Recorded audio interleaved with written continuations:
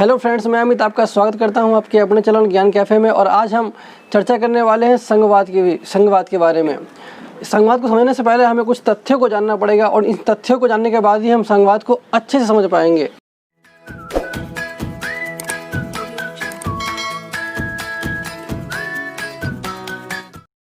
अब दो नक्शों को देखिए। ये जो नक्शा है वो 1947 का है और ये जो नक्शा है ये 2020 का है।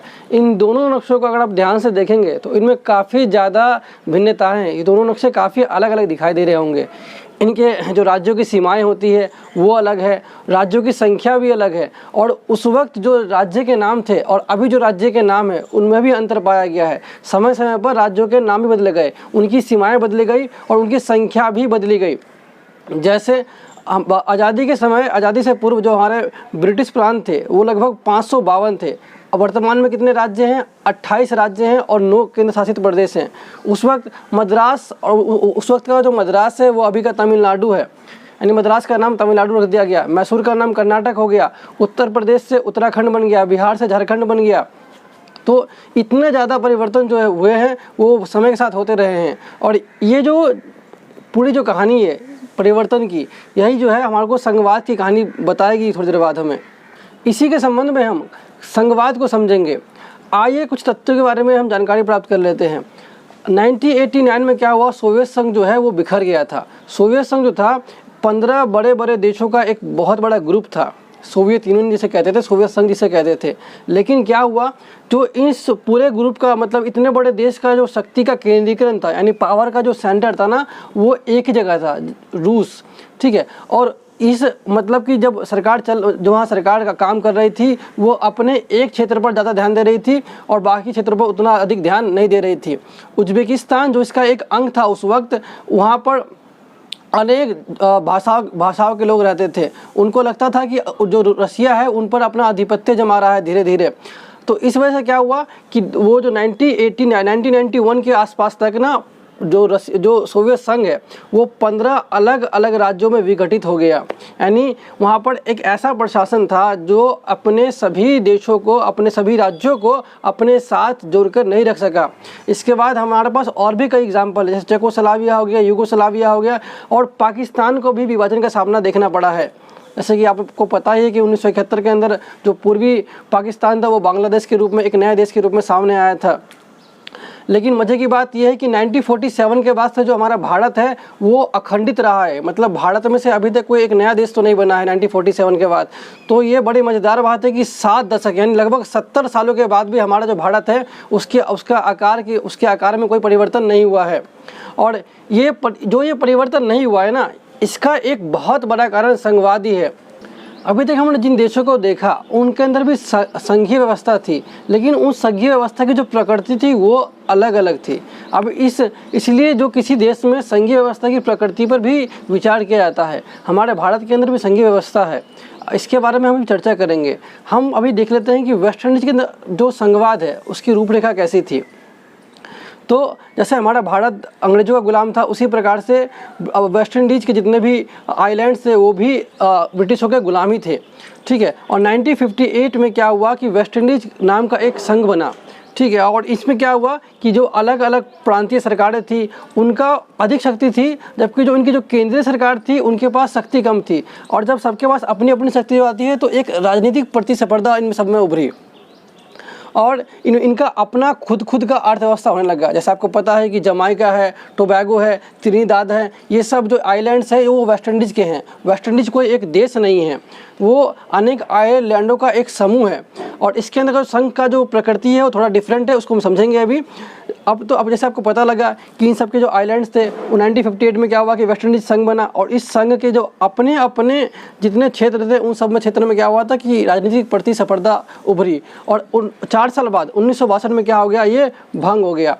उसके बाद संगठित रूप से कार्य करने के लिए 1973 यानी 1973 में क्या हुआ, चिगुआ रामस नाम की संधि हुई। इसके अंतर्गत क्या होता है कि इन्होंने एक साझी सर्वोच्च न्यायालय, साझी कार्यपालिका और साझी मुद्रा कैरिबियन समुदाय का साझा रूप इन्होंने आपस में शेयर किया। तो ये इस प्रकार से ना एक ना देश के रूप में काम करते हैं ना ये अलग अलग हैं।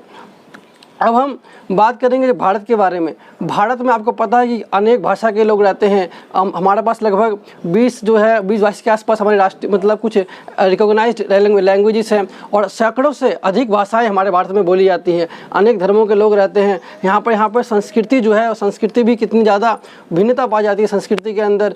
तो इन सभी को साथ में लेकर चलने के लिए संघवाद को अपनाना बहुत ज़रूरी हो गया था। इतनी विविधताओं के बावजूद हम अपनी साझी ज़मीन शेयर करते हैं। हमारे जो भारत के नेता थे, जब हमारे राष्ट्रीय आंदोलन हुए थे तो इन मतलब सभी समुदायों के लोग एकत्रित भी हुए थे। उन्होंने एक साथ हमारे राष्ट्रीय आंदोलन में भाग भी लिया था। तो इसलिए हमारे भारत के जो नेता थे उन्होंने इसको विविधता में एकता की संज्ञा दी। वास्तव में जो संघवाद की शुरुआत होती है वो अमेरिका से होती है, लेकिन इसका जो स्वरूप है जर्मनी और भारत से अलग अलग है। संघवाद क्या है, अब इस बात के बारे में हम सोच लेते हैं क्योंकि काफ़ी देर से हम संघवाद के विषय में पढ़ने वाले हैं, लेकिन संघवाद की जो एग्जैक्ट परिभाषा तो कहीं पर नहीं लिखी गई है, लेकिन संघवाद की जो विशेषताएं हैं उसके आधार पर हम संघवाद को समझ सकते हैं। जैसे संघवाद में क्या होती है, डुअल गवर्नमेंट होती है। वहाँ पर दो स्तर की सरकार होती है। एक होती है आपकी केंद्रीय सरकार और एक होती है प्रांतीय सरकार यानी राज्य सरकारें। ठीक है, जैसे कि वर्तमान का अगर हम उदाहरण लें तो जो केंद्र सरकार हमारा भाजपा के सदस्य हैं, भाजपा हैं, और जो राज्य की सरकारें हैं वो अलग अलग राज्यों में अलग अलग हैं। जैसे आपको पता है कि पश्चिम बंगाल में टीएमसी है, यानी वहाँ पर ममता बनर्जी की सरकार है। यूपी में तो सेम है, यूपी में भी बीजेपी है और केंद्र में भी बीजेपी है।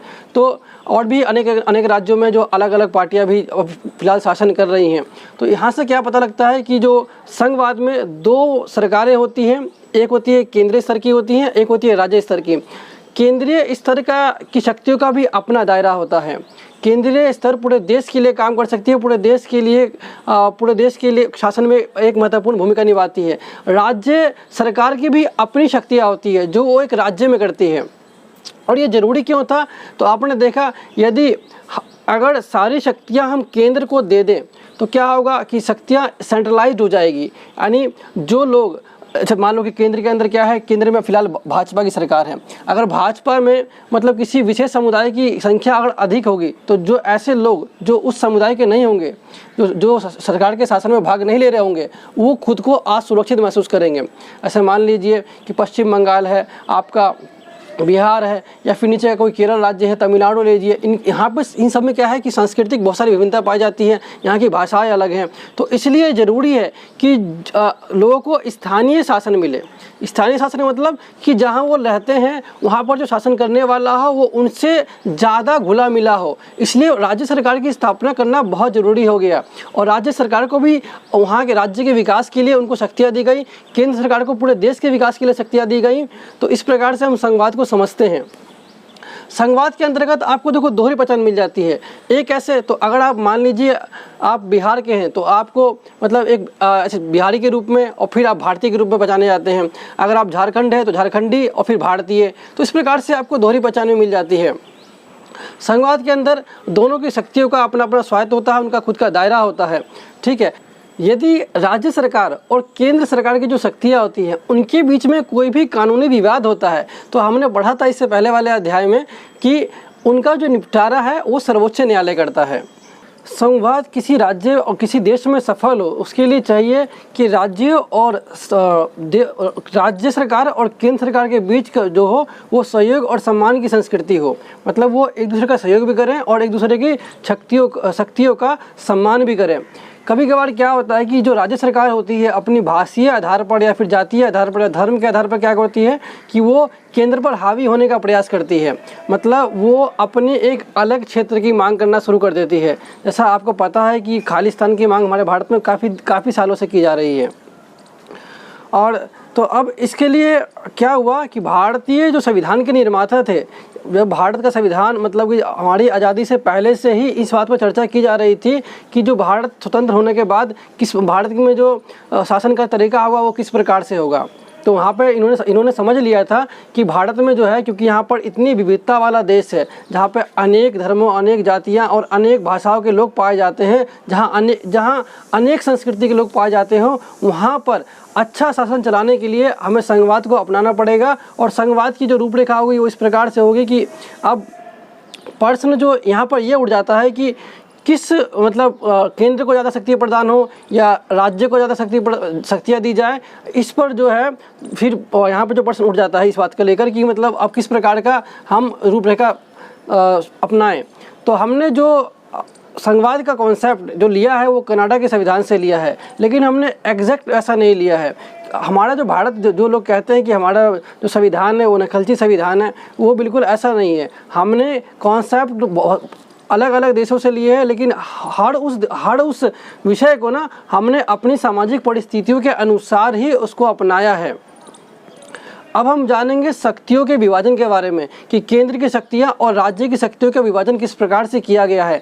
आपको पता है कि हमारे भारत में संविधान में 3 सूचियां बनाई गई है। एक होता है केंद्र सूची, एक होती है राज्य सूची और एक होती है समवर्ती सूची। तो अब केंद्र सूची कौन सी होती है? जिस पर केवल केंद्र सरकार ही कानून बनाती है। ये ऐसे विषय होते हैं जहाँ पर केंद्र सरकार को ही कानून बनाने का अधिकार होता है। दूसरा आपका होता है कौन सा? राज्य सूची। तो ये ऐसे विषय होते हैं जिन पर केवल राज्य सरकार ही कानून बना सकती है। तीसरा आपका तीसरा कौन सा होता है? आपका समवर्ती सूची। ये इनमें ऐसे विषय होते हैं जिनमें केंद्र और राज्य दोनों को मिलकर कानून बनाना पड़ता है। मतलब यहाँ पर दोनों की शक्तियों को शामिल किया गया है। और कुछ विशिष्ट शक्तियाँ होती है जो केवल केंद्र को ही प्राप्त है। जैसे साइबर कानून के मामले में कोई कानून बनाने का जो अधिकार है वो केवल केंद्र सरकार को प्राप्त है।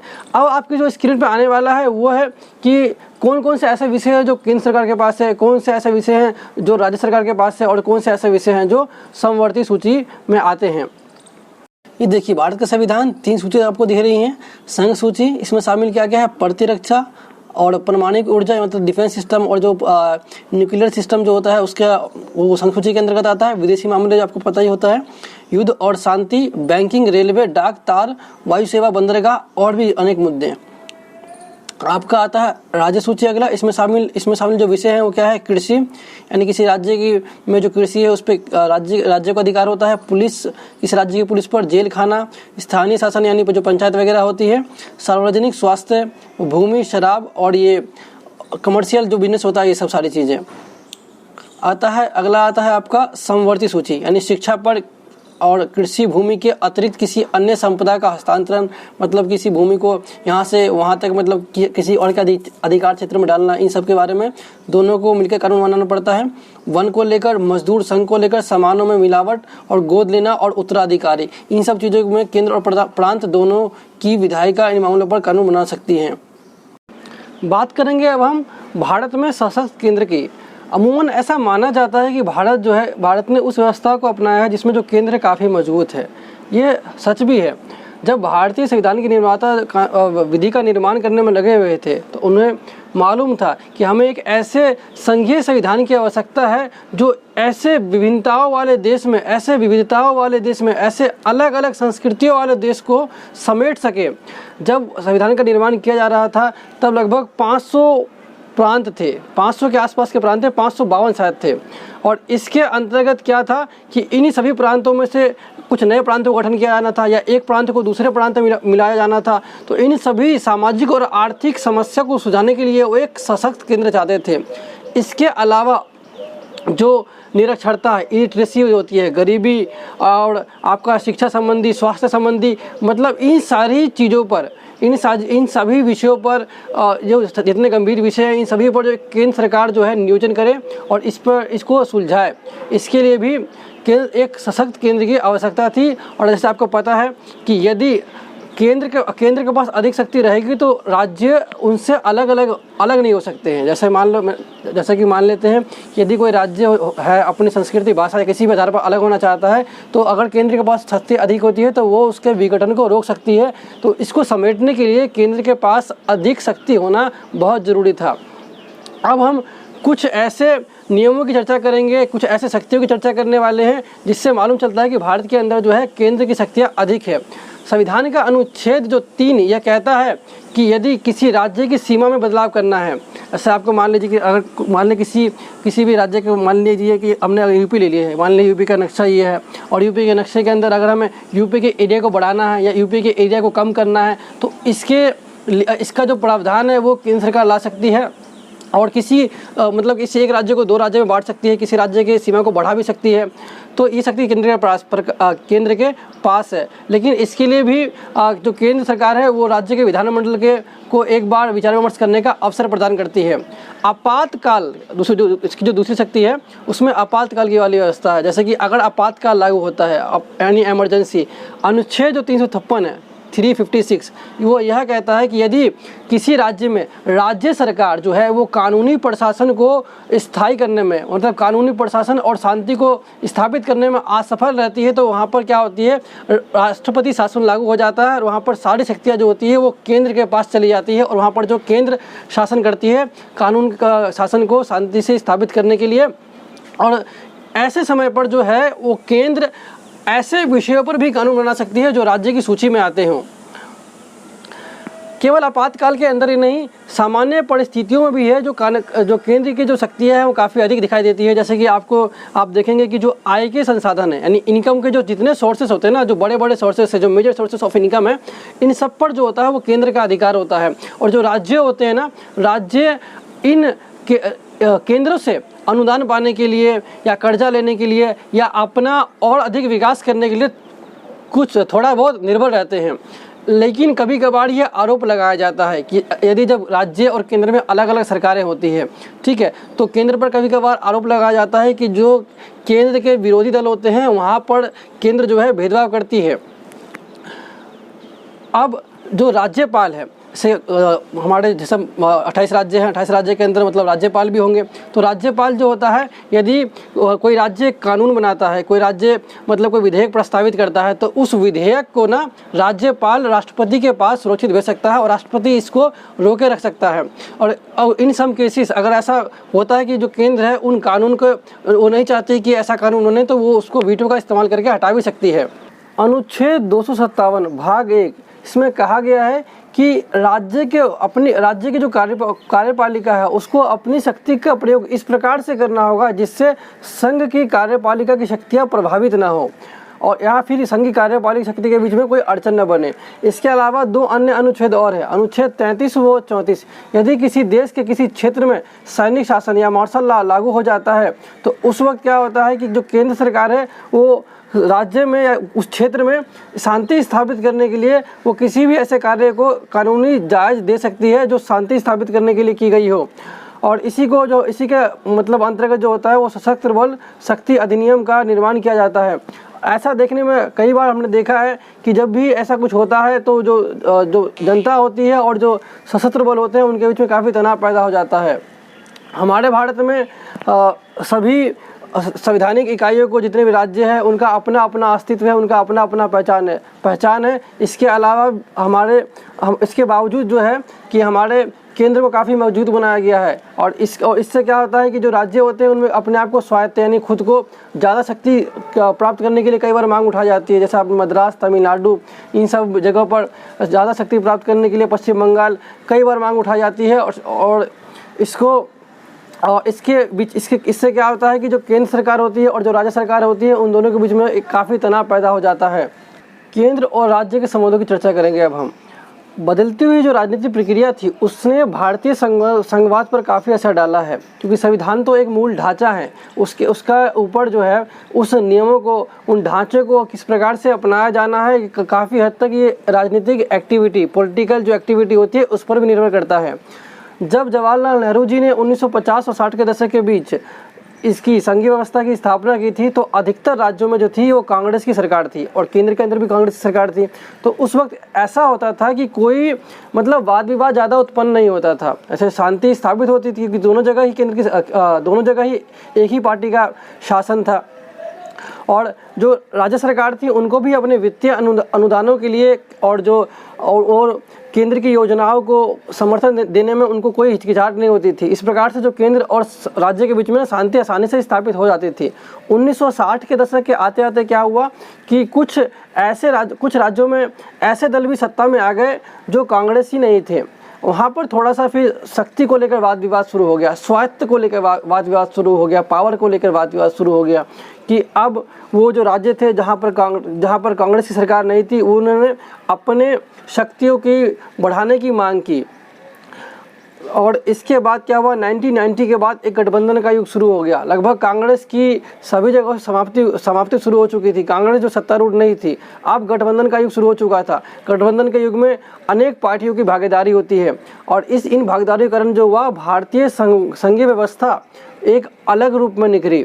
यहाँ पर सभी पार्टियों को महत्व दिया गया और एक इसका जो संवाद है, इस संवाद में मतलब कि केंद्र सरकार फिर राज्य सरकार के बीच में जो तालमेल बिठाना जो हो गया, वो थोड़ा सा कठिन हो गया। अगला है हमारा स्वायत्तता की मांग। स्वायत्तता मतलब होता है कि स्वशासन यानी स्वराज्य की मांग।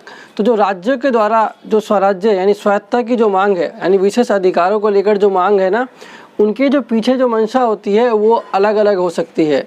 जैसे कुछ राज्य जो होते हैं वो शक्ति विभाजन को राज्य के पक्ष में चाहते हैं। वो ऐसा चाहते हैं कि जो शक्ति का विभाजन हो, यानी जो शक्तियाँ अधिक प्राप्त राज्य को हो केंद्र के मुकाबले। ऐसे कौन कौन से राज्य अभी तक हमने देखे हैं एग्जाम्पल के रूप में, तो पंजाब है, तमिलनाडु और आपका पश्चिम बंगाल है। अगला जो इसका कारण है आपका, मतलब मैं बताना चाहता हूँ कि जो तीनों जो मैंने बताया आपको, पंजाब, पश्चिम बंगाल और क्या कहते हैं तमिलनाडु, इसमें कुछ दल है, उन दलों के नाम बता देता हूँ आपको। जो द्रमुक दल है DMK, वो तमिलनाडु का है, और पश्चिम बंगाल और उसके बाद आपका पंजाब में आपको पता होगा अकाली दल।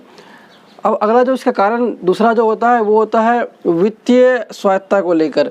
मतलब राज्य चाहती है कि जो आय के संसाधन होते हैं उस पर राज्य का अधिकार ज़्यादा हो। जैसे हमने अभी थोड़ी देर पहले पढ़ा कि जो आय के प्रमुख संसाधन होते हैं उस पर केंद्र का अधिकार होता है, जबकि राज्य चाहती है कि जो आय के स्वतंत्र साधनों पर राज्य का अधिकार हो। इसको वित्तीय स्वायत्तता भी कहते हैं। 1977 में यानी 1977 के अंदर पश्चिम बंगाल की वामपंथी सरकार ने एक दस्तावेज प्रकाशित किया था इस केंद्र और राज्य के को पुनर्वासित करने के ऊपर। तमिलनाडु और पंजाब के मतलब उद्देश्यों के अंदर ना, जो स्वायत्तता की मांग के अंदर भी ना ये वित्तीय स्वायत्तता की मांग छुपी हुई थी। अगला आपका आता है प्रशासनिक ढांचे पर अधिकार। ऐसा आपको पता है कि जो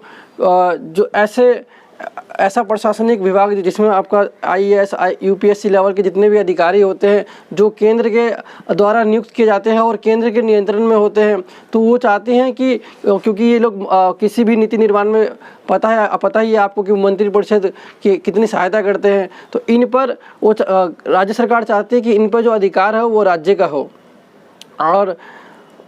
और इनको पता है कि इनको जो कि राज्य सरकार होती है वो इनकी मतलब हटा नहीं सकती है। इसके अलावा जो स्वायत्तता की मांग है वो भाषाई और सांस्कृतिक मुद्दों से भी जुड़ी है।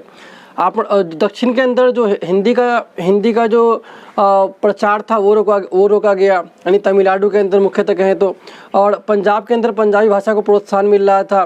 कुछ राज्य ऐसा मान रहे थे कि हिंदी का जो वर्चस्व है वो भारत में बढ़ता चला जा रहा है। और आपने देखा होगा कि 1960 के अंदर कई हिंदी विरोधी आंदोलन भी हुए। तो ये सारे कारण हमारे स्वायत्तता की मांग को लेकर थे। अब हम जो विवाद का जो कारण हमारा होगा अब अगला टॉपिक में, वो राज्यपाल का होगा। राज्यपाल की भूमिका तथा राष्ट्रपति शासन।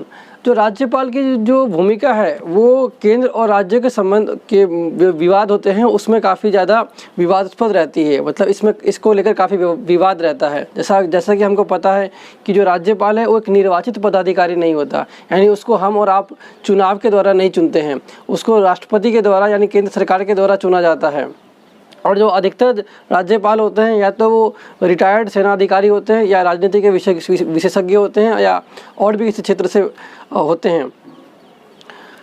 जब केंद्र और राज्य में एक समान सरकार होती है तब जो ये राज्यपाल की भूमिका है उतनी ज़्यादा विवादास्पद नहीं दिखती। मतलब इसमें ये उतना ज़्यादा विवादपूर्ण पद दिखाई नहीं देता है। ऐसे 1967 से पहले क्या था, तो केंद्र और लगभग सभी राज्यों में एक ही सरकार थी जो कि थी कांग्रेस। तो यहाँ पर जो राज्यपाल की भूमिका थी वो उतनी ज़्यादा विवाद में नहीं थी। लेकिन जब केंद्र में अलग और राज्य में अलग अलग सरकारें होने लग गई तब जाके राज्यपाल की जो भूमिका थी वो विवाद में से घिर गई थी। कैसे, तो जो राज्य सरकार थी ना वो राज्यपाल की जो हस्तक्षेप था उसको केंद्र का हस्तक्षेप मानती थी। मतलब अगर यदि राज्य सरकार कुछ भी नीति कोई भी कानून बना रही है और इसमें यदि राज्यपाल कोई हस्तक्षेप करता है या उसको मतलब कहता है कि उसके परीक्षण के लिए उसको राष्ट्रपति के पास भेजना चाहता है तो वो राज्य सरकार इसको केंद्र का हस्तक्षेप मानती थी। इस केंद्र और राज्य के संबंधों की जांच के लिए ना 1983 के अंदर ना सरकारिया आयोग का गठन किया गया। सरकारिया आयोग में जो सरकारिया जो वर्ड है आपका वो रणजीत सिंह सरकारिया है और यह एक सर्वोच्च न्यायालय के रिटायर्ड न्यायाधीश थे। इनकी जांच में एक आयोग गठन किया गया जिसका नाम था सरकारी आयोग। इन्होंने जो इसका गठन जो हुआ था 1983 में हुआ था और इन्होंने 1998 में अपनी रिपोर्ट पेश की। इन्होंने कहा कि जो राज्यपाल का चुनाव जो होना चाहिए, चुनाव नहीं, राज्यपाल की जो नियुक्ति है वो राष्ट्रपति के द्वारा स्वतंत्र रूप से की जानी चाहिए। इन्होंने ये भी कहा कि राज्यपाल की नियुक्ति में मंत्रिपरिषद की सलाह भी ली जानी चाहिए। किसी एक और कारण से भी इसका जो राज्यपाल की जो भूमिका है वो विवादास्पद हो जाती है, जैसे कि आर्टिकल 356 जो है ना, अनुच्छेद 356, ये सर्वाधिक विवादों में से एक आर्टिकल है। ये आर्टिकल क्या कहता है कि यदि किसी क्षेत्र में यदि किसी राज्य के अंदर संवैधानिक उपबंधों के माध्यम से यानी संविधान के अनुसार कानून नहीं चला जाता है या फिर जो वहाँ पर जो है संवैधानिक रूप से लोग नहीं रह पाते हैं या फिर शांति बहाल नहीं कर पाते हैं वहाँ पर, तो ये जो सारी शक्तियाँ होती है राज्यपाल फिर क्या करता है, राष्ट्रपति शासन लागू करने के लिए राष्ट्रपति को रेकमेंड करता है। और आर्टिकल 356 के अंदर जब लगता है आपातकाल तो उस वक्त क्या होता है, जो राज्य की सारी शक्तियाँ होती हैं वो सीधा केंद्र को ट्रांसफ़र हो जाती है। वहाँ पर अब राज्य सूची चाहे समवर्ती सूची या किसी भी सूची पर ना केंद्र को कानून बनाने का अधिकार हो जाता है। और इसका कई बार हमने प्रयोग भी देखा है। 1967 के बाद ये कई बार प्रयोग में लाया गया है। राष्ट्रपति शासन के तहत 3 वर्ष तक अधिकतम आपातकाल लगाया जा सकता है। आर्टिकल 356 के अंडर राज्यपाल को यह अधिकार है कि वह राज्य की विधानसभा को निलंबित करने के लिए अनुशंसा कर सकता है, उसके लिए रिकमेंडेशन दे सकता है। और इससे अनेक विवाद पैदा हो गए। 1916 के बाद ये अधिकतर देखने को मिलता है। 1959 में केरल में ऐसा हुआ। 1967 तक ना इसका अत्यंत सीमित प्रयोग किया गया, लेकिन उसके बाद 1980 के अंदर आंध्र प्रदेश और जम्मू कश्मीर में ना इस सरकारों को इसका प्रयोग बहुमत वाली सरकारों को, विधायिका में बहुमत प्राप्त करने वाली सरकारों को भी बर्खास्त करने के लिए किया गया। नवीन राज्यों को लेकर मांग। हमारी संघीय व्यवस्था के अंदर ना राज्यों और केंद्र सरकार के बीच में नए राज्यों को लेकर भी की जो मांग है उसके लिए भी तनाव रहा है। जब हमारा भारत आज़ाद हुआ था तो उस वक्त हमारे पास इतने राज्य नहीं थे जितने कि अभी हमारे पास है। उस वक्त प्रांत थे लगभग आज़ादी से पहले 552 के आसपास। फिर क्या हुआ कि हमने उनको राज्यों में कन्वर्ट करना शुरू कर दिया, बड़े बड़े राज्यों में कन्वर्ट करना शुरू कर दिया। और कई ऐसे क्षेत्र थे जो उस वक्त हमारे नक्शे में नहीं थे लेकिन अभी भी अब हमारे नक्शे में हैं। तो अभी हम फिलहाल चर्चा कर रहे थे कि नए राज्यों को लेकर मांग। तो भाषा के आधार पर नए राज्यों की मांग की गई और इसके लिए 1953 में 1953 के अंदर राज्य पुनर्गठन आयोग की स्थापना की गई। 1956 के आते तक कुछ राज्यों का निर्माण हुआ। 1960 के अंदर आपका और गुजरात से महाराष्ट्र बना। 1966 के अंदर आपका पंजाब और हरियाणा 2 अलग अलग राज्य बन गए। और 2000 तक आते तक आपका मध्य प्रदेश से छत्तीसगढ़ बन गया, उत्तर प्रदेश से उत्तराखंड निकल गया और बिहार से झारखंड का निर्माण किया गया। अब हमारे पास और जो ये प्रक्रिया है वो अभी भी जारी है। ऐसे अब पता हुआ कि जो हमारा सबसे नवीनतम जो राज्य बना है वो तेलंगाना बना है, जिसका हमने जो आंध्र प्रदेश से हटके बना हुआ जिसका सेपरेशन जो आंध्र प्रदेश से हुआ है वो 2 जून 2014 को ये किया गया था और यह प्रक्रिया अभी भी जारी है। अगला है हमारा अंतर्राज्य विवाद। अंतर्राज्य विवाद मतलब कि एक राज्य से दूसरे राज्य के बीच का विवाद। अभी तक हमने पढ़ा था कि राज्यों का केंद्र से विवाद था, लेकिन अब हम पढ़ेंगे कि एक राज्य का दूसरे राज्य के बीच में कैसे विवाद होता है। तो इसके भी मुख्यतः 2 प्रकार के होते हैं। पहला होता है सीमा विवाद को लेकर, जब 2 राज्यों की जो सीमाएँ होती है और इन सीमाओं पर उन सीमावर्ती क्षेत्रों पर अगर किसी विशेष समुदाय के किसी विशेष भाषा को बोलने वाले लोग रहते हैं तो इसको लेकर भी विवाद हो जाता है कि ये लोग तो इस भाषा के बोलने वाले हैं तो इस हिसाब से ये हमारे क्षेत्र में आने चाहिए। वहीं दूसरे राज्य का क्या तर्क रहता है कि वहाँ पर जब कुछ और भाषा के बोलने वाले लोग होते हैं तो वो इस बिना पर वो उसको अपना अधिकार क्षेत्र बताते हैं। तो ऐसी समस्याओं का, यानी जो इस प्रकार का जो सीमा विवाद है, जो सीमावर्ती क्षेत्रों पर होते हैं, इनको केवल भाषाई आधार पर नहीं सुलझाया जा सकता है। ऐसा हमारे पास एग्जाम्पल है महाराष्ट्र और कर्नाटक के बीच में जो बेलगाम क्षेत्र है उसको लेकर है, और नागालैंड और मणिपुर के बीच में ये सीमा विवाद भी रहा है। अगर हम हालिया एग्जाम्पल देखें तो पंजाब के अंदर, पंजाब और हरियाणा जब क्षेत्र अलग हुआ था तो इनके बीच में जो सीमा विवाद के अलावा भी एक विवाद था जो था राजधानी चंडीगढ़ को लेकर। और इसको लेकर 1985 में, यानी 1985 में तत्कालीन जो प्रधानमंत्री थे राजीव गांधी, उन्होंने इस पर बैठक की थी और इन्होंने पंजाब के पक्ष में अपनी सहमति जाहिर की थी। इन्होंने कहा था कि पंजाब, जो चंडीगढ़ है वो पंजाब को हस्तांतरित किया जाएगा, यानी जो चंडीगढ़ है वो पंजाब को ट्रांसफ़र कर देंगे। लेकिन अभी तक आपको पता ही है कि जो पंजाब जो है, पंजाब की और हरियाणा की जो राजधानी वो चंडीगढ़ अभी भी है, तो ये जो कार्य है अभी तक हो नहीं पाया है। हमारा जो दूसरा मुख्य विवाद होता है वो होता है जल विवाद, यानी जब नदियों का, आपको पता है कि जो नदियों का पानी होता है उस पर हमारे किसान और हम सब जल पीने के पानी के लिए, किसान जो लोग होते हैं वो अपनी कृषि के लिए उस पर निर्भर होता है। आपने तमिलनाडु और कर्नाटक के बीच का जो जल विवाद है उसके बारे में शायद सुना ही होगा। तो इन दोनों राज्यों के जो किसान हैं वो कृषि क्षेत्र को लेकर, कृषि के लिए ना इस पर ही निर्भर है, इस नदी पर निर्भर है, कावेरी नदी पर निर्भर है। और इसी के लिए मतलब कि इस विवाद से छुटकारा पाने के लिए ना जल विवाद न्यायाधिकरण की स्थापना की गई है, लेकिन वह इसे सुलझाने में सफल नहीं हुई। और ये दोनों राज्य जो हो गए इस विवाद को लेकर सर्वोच्च न्यायालय तक पहुंच चुके हैं। और इसके अलावा भी हमारा जो नर्मदा नदी को लेकर भी महाराष्ट्र, गुजरात और आपको पता है मध्य प्रदेश के अंदर ये जल विवाद के कारण जल विवाद अभी तक है। और तो ये जो दो मुद्दे थे ना, ये हमारे पास अंतर्राज्यीय मुद्दे थे जो एक राज्य का दूसरे राज्य के बीच में होता है। अब हम बात करेंगे विशिष्ट प्रावधान की, यानी कुछ विशेष शक्तियाँ जो सभी राज्यों को नहीं प्राप्त हैं। ऐसे हमने अभी तक पढ़ा कि जो राज्य और केंद्र के बीच शक्तियों का विभाजन किया गया है, तो ये जो सभी राज्यों के साथ एक समान नहीं है। कुछ राज्यों को उनके इतिहास, उनकी भौगोलिक परिस्थिति और उनकी संस्कृति और भाषा के आधार पर उनको थोड़े से विशेष अधिकार प्राप्त है। हमने विधायिका वाले अध्याय में पढ़ा था कि राज्यसभा के संदर्भ में हमने ये जाना था कि जो प्रतिनिधित्व है वो सबको एक समान नहीं है। जैसे सिक्किम में राज्यसभा की सिर्फ 1 सीटें थी और और एक तरफ उत्तर प्रदेश के अंदर राज्यसभा की कुल 31 सीटें हैं। तो यहाँ भी एक असमान प्रतिनिधित्व दिखाई देता है जो उनकी सीमा को लेकर था कि मतलब एक छोटा राज्य था और एक बड़ा राज्य है। इसके अलावा कुछ विशिष्ट शक्तियाँ जो दी गई है राज्यों को, वो इस बिहार पर दी गई है क्योंकि वहाँ की जो संस्कृति है, वहाँ का जो इतिहास है, वहाँ का जो भौगोलिक उनका जो सीमा है, उन सभी को वो बचा कर रख सकें।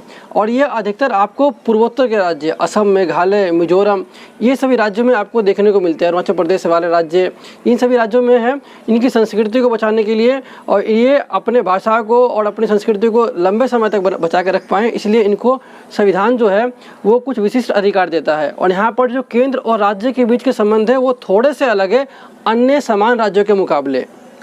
विशिष्ट प्रावधानों के रूप में हम एक राज्य का एग्जाम्पल लेंगे, जम्मू कश्मीर का।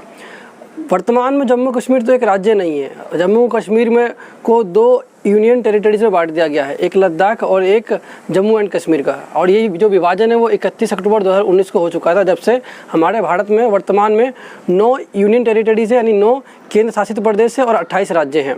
लेकिन जम्मू कश्मीर का जो इतिहास है वो ऐसा नहीं रहा है। जब हमारा भारत आज़ाद हुआ था तो कश्मीर के पास 2 विकल्प थे, या तो वो पाकिस्तान में शामिल हो जाए या वो हिंदुस्तान में शामिल हो जाए। लेकिन जब पाकिस्तान के जो घुसपैठिए थे, उन्होंने जब जम्मू कश्मीर पर आक्रमण किया, तो जो जम्मू कश्मीर के महाराजा थे, महाराजा हरि सिंह, उन्होंने भारत से शरण मांगी और भारत ने कुछ शर्तों पर उनके सहायता करने के लिए हम मान गए। हमारा मतलब शर्त ये थी कि हम जम्मू कश्मीर जो है वो भारत का अंग बनेगा, और महाराजा हरि सिंह भी हमारी शर्तों को मान गए। लेकिन हमें ये भी देना था कि जम्मू कश्मीर को कुछ अधिक स्वायत्तता, यानी कुछ अधिक अधिकार दिए जाएंगे। ठीक है, तो जब हमने पाकिस्तान से जम्मू कश्मीर को स्वतंत्र करवा लिया, मतलब पूरी तरह से स्वतंत्र नहीं करवा पाए, POK जो पाकिस्तान ऑक्यूपाइड कश्मीर है वो अभी भी उनके ही हक में है। और उसके बाद क्या हुआ कि उस वक्त से ना अभी से मतलब 2019 से पहले तक, 31 अक्टूबर 2019 से पहले तक अनुच्छेद 370 के माध्यम से जम्मू कश्मीर को अन्य राज्यों के मुकाबले कुछ विशिष्ट शक्तियाँ प्राप्त थी। जैसे यदि केंद्र सरकार को जम्मू कश्मीर के संदर्भ में कोई कानून बनाना होता था तो उसे जम्मू कश्मीर के विधान मंडल यानी उसकी कार्यपालिका की जो इजाज़त थी वो बहुत ज़रूरी थी। इसका मतलब ये हुआ कि आपको पता है कि जो 3 सूचियाँ होती हैं, एक होता है आपका संघ सूची होती है, फिर राज्य सूची होती है, समवर्ती सूची होती है। यदि केंद्र सरकार को राज्य सूची या समवर्ती सूची या फिर केंद्र को अपनी भी सूची पर यदि कोई जम्मू कश्मीर के संदर्भ में कानून बनाना होता था तो वो उसके लिए भी जम्मू कश्मीर के जो विधानसभा है उससे उसकी इजाज़त लेती थी। राष्ट्रपति भी आंतरिक अशांति के आधार पर आपातकाल तभी लागू कर सकता था जब जम्मू कश्मीर की जो विधानसभा है उसको ऐसा करने के लिए रिकमेंड करे। तो ये सारी विशिष्ट शक्तियाँ उसको प्राप्त थी 31 अक्टूबर 2019 से पहले। जम्मू कश्मीर का अपना अलग संविधान था, उनका ध्वज भी अपना था, लेकिन अब क्या है, अब ऐसा नहीं है। तो इस चैप्टर में हमने संघवाद के रूपरेखा को अच्छी तरह समझा। निष्कर्ष के रूप में ये कहा जा सकता है कि जो संघवाद है एक इंद्रधनुष के समान है, जिसमें 7 रंग, जिसमें जो जितने रंग होते हैं यानी 7 रंग जो होते हैं उनका अपना अपना अस्तित्व होता है, लेकिन जब वो सातों एक साथ दिखाई देते हैं तो बड़ा ही सुंदर दृश्य दिखाई देता है। तो ये हमारा जो चैप्टर था वो संघवाद था, और हमें पता है कि संघवाद में को सफल होने के लिए क्या चाहिए, तो राज्य और केंद्र के बीच में आपसी सहयोग की भावना चाहिए, संतुलन की भावना चाहिए, और जब ये सब हो पाएगा तो संघवाद जो है अच्छी तरह से किसी भी लोकतांत्रिक देश में काम कर पाएगा। तो इसी के साथ हमारा चैप्टर आज खत्म होता है। मिलते हैं आपसे अगले अध्याय में। यदि आपको वीडियो पसंद आई हो और आपने कुछ सीखा हो तो हमारे चैनल को सब्सक्राइब कीजिए, शेयर कीजिए और लाइक करना बिल्कुल ना भूलें। धन्यवाद।